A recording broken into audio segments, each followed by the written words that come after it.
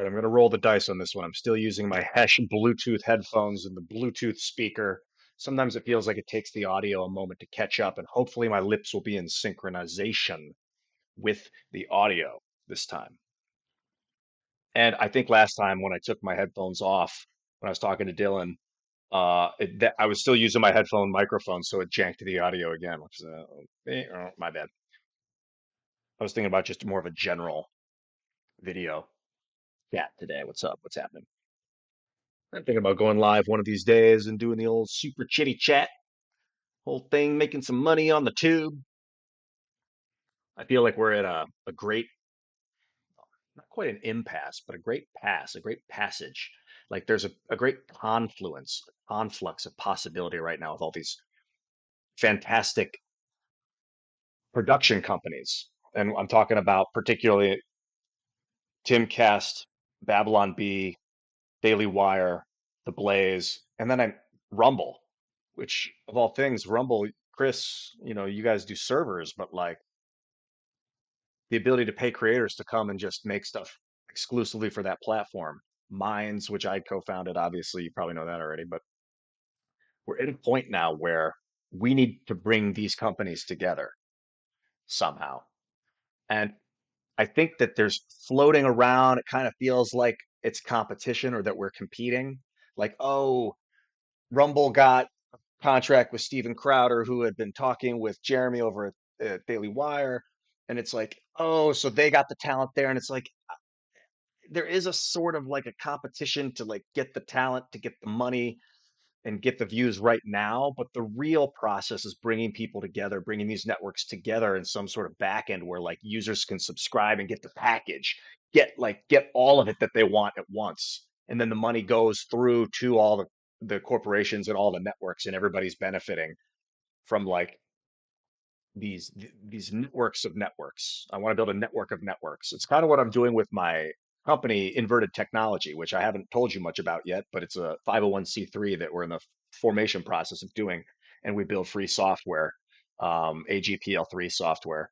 And one of the things that we're building right now, the first thing that we're building and we're going to put out is this piece of technology that you can download, install, and run, and then it allows you to upload videos to like Rumble to a server of your choice, and then people can that also download the software can subscribe to you to get your like what your videos that you'll upload will be like behind a paywall, and then people can pay you directly $10 a month to view all your paywalled content. So it's basically like I want to build uh Patreon locals kind of thing, but without the middleman of Patreon or locals. It's just directly from you to your subscribers. You take 100% of the money. It's free software.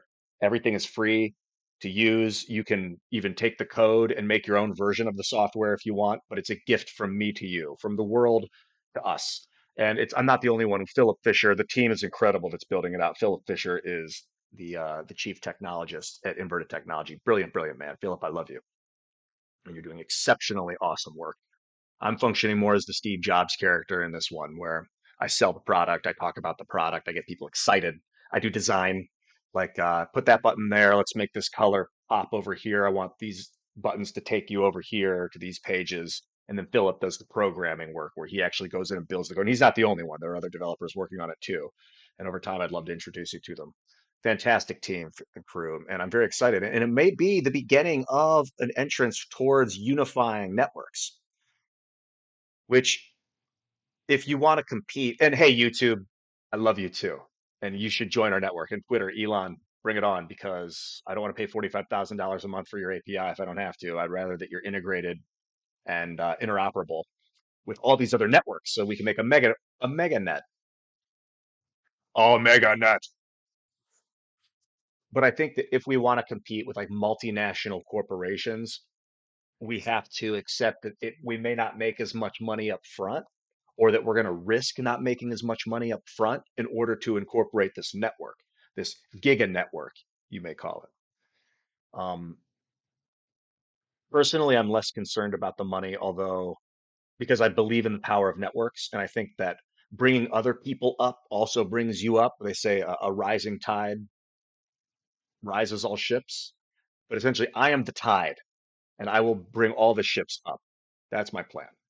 And in the process, I will become exceptionally wealthy and then use this fuck you money to do whatever the fuck I want. Go do acid on a beach somewhere and tell you all about it and video, just stream live, watch me trip on DMT. Let's go to the moon. Let's fucking make magic, man. That's my plan. It's invigorating but scary because I've never worked for myself before. Uh, it's a bit of a load, but I never really get into these jobs for the money anyway. Like I didn't get involved with mines for the money. I got involved with mines because it's free software, and I got involved with Kincast because we're building an incredible network and doing one of the greatest shows on TV, Timcast IRL. So in that, I think that we can build one of the best networks ever seen by humanity on the internet, which is like a group of really awesome content creators and business owners that come together to produce and distribute incredible movies and television. Now, that's the technical back end of what I'm interested in doing. The front end stuff is I want to make fucking movies. I want to act. I want to write the best TV shows on earth and star in them and just entice, it doesn't have to be kids, but like young people. Like when I was 14, man, I watched Wayne's World and it was like I watched it like 40 times. Mike Myers, Dana Carvey, you guys set the tone for me to become an actor. And it's people like you that encourage me to go for it and to be fearless. And I want to do that for other people, people that are coming up, people that have been in the industry for a long time. I want to show them, I want to break the ice, so to speak. Be a little crazy first so you don't have to worry about when you do it yourself. Maybe I'll cry, and that's okay too. Doesn't matter if you're feeling emotional. It's actually pretty awesome. It's very awesome. I did a speaking tour in well, I guess you could consider a speaking tour. I was down in Texas all week, which was pretty cool, Dallas, and then I was just spoke with the Mises Institute, Mises Caucus with the Libertarian Party today. That video's on YouTube, and I'll link you to it. That was really cool. We did a speech talking about free software and graphene and all these things, as I do. Talked about drone swarms and swarm construction. That's going to be cool in the future, maybe in the not so distant future. When we build things in space, we'll be doing them with swarm construction where we have like tens of thousands of drones all working in synergy to move pieces and parts together at the same time. So space and size kind of becomes less of an issue. It's more about just coordination of effort. And we'll be able to build megaliths in space. I think a Dyson sphere, perhaps, for instance, things like that, like giant planet sized structures when you have enough drones working in synchronicity. I talked about that.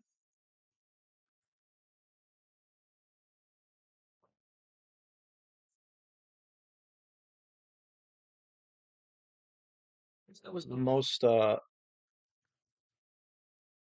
basically what I wanted to get into.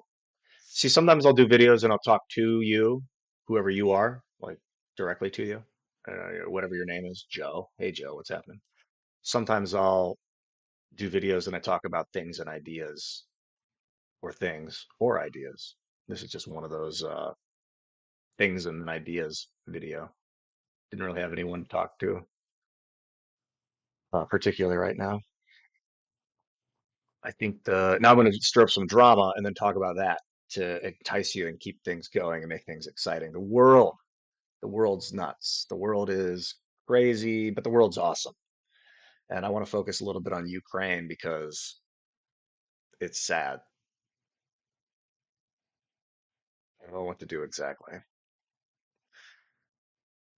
For a while, I was trying to focus on politics because I thought maybe if I could get into the presidency or get involved with like the presidency, I could somehow convince the powers that be to establish some sort of peace across Earth. I still think we can, that we can repurpose our military industrial complex to build like massive amounts of drone swarms and then just figure out how to fight drone swarms, like build our own targets essentially and help the complex profit and continue to be excessively profitable, like Lockheed, Boeing, these companies, like more profitable to build and blow up drones than it is to blow up people. I believe that. And the more magnetic rails we build in small communities with solar powered water condensation, we can build more human life. Like we could have 20 billion people on Earth or 40 billion people on Earth, and then we'll start habitating Mars and space stations and things like that. But I don't know if politics is the way directly because I'm not trying to seize control of the head of the beast. I'm not trying to be like, now I've got power, do what I say. I'm trying to actually inspire people to become better and to want it. And I think that that's through arts and entertainment, really, and spirituality, which is interesting. When I was in my 20s, I was like kind of like a crazy person, like spiritually. But it was like this just this awakening within me of like God power or something. And I didn't know how to control it or what to say. And I thought I was God, and I would go through these crazy manic phases, saying like channeling it and being like, I am God, we are all God, you are God. But like I've realized now that although it is great to channel God and to speak it, it's important to build things that can exist without you, without your body. Because I don't like the worship stuff. I don't want that responsibility or misleadingness of it. Like I feel like if God is real, it's a real thing. And when people start to worship other humans that tell them about God, that can be very dangerous because it's no one of us has that kind of control or power or anything like that. It's flowing through all of us and should be understood as such, I believe. So maybe like a religious reformation in that sense, where people come into direct contact with God themselves and start to understand it for what it is, or understand it and see it and define it, and are willing to talk about it.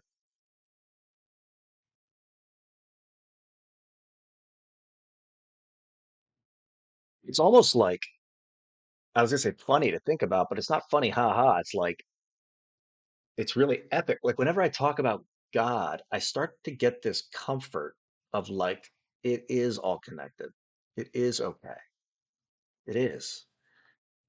It is. Like I get that. I really get that. Like I think like this is like when all else fails, there's God. It's God. It's real. And if we stay focused on that, and that's not saying we, I'm not trying to bring you into some cult or bullshit. I'm saying if I can stay focused on that and understand it, and then other people become inspired to do that for themselves, maybe it will cause a drastic shift in the collective consciousness, and people will start to have dreams where they awaken and they make amends with the people from their past. And Vladimir Zelensky and Vladimir Putin and Joe Biden and Donald Trump can come together and hug it out, and we can start rebuilding the Ukraine. I just almost broke down thinking about the people that have been killed over there. This is fucked.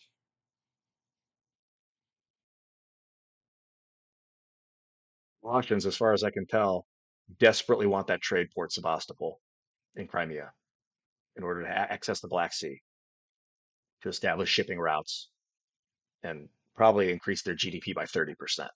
Having access to the Black Sea from Russia will drastically, I mean, 30% more money. I mean, just fully engage their economy, like make it so much more robust.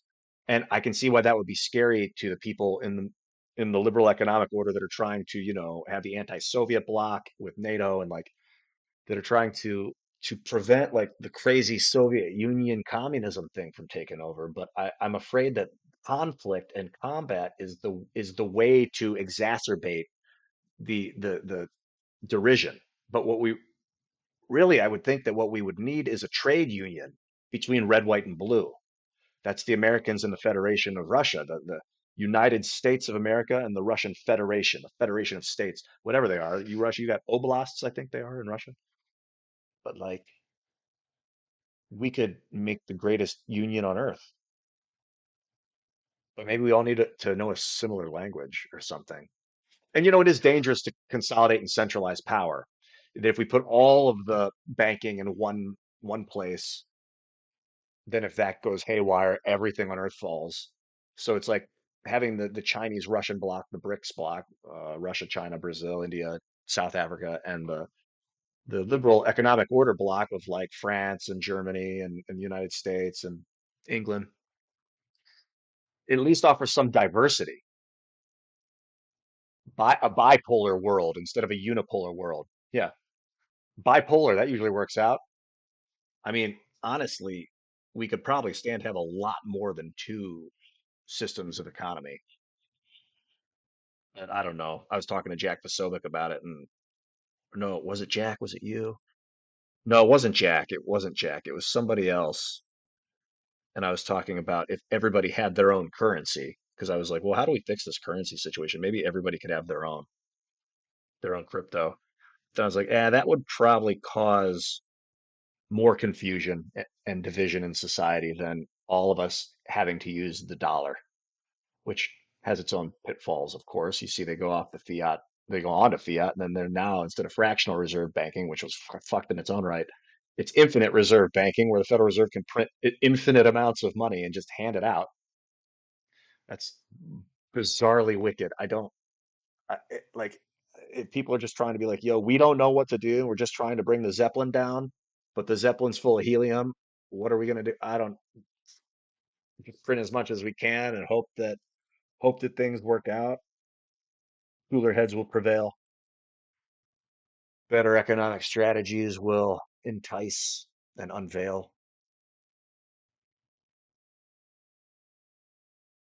I think a lot of it is tone, setting a tone and consistent tone of peace and calmness, even when you're freaking out. Because if we can keep people calm, if people are able to stay calm, it's interesting when you go to these South American. I went to the South America. I went to Peru into the jungle in Iquitos in northeast Peru. It's like the last great city before the Amazon really takes hold. You have to fly into it or take a boat there. You can't drive there.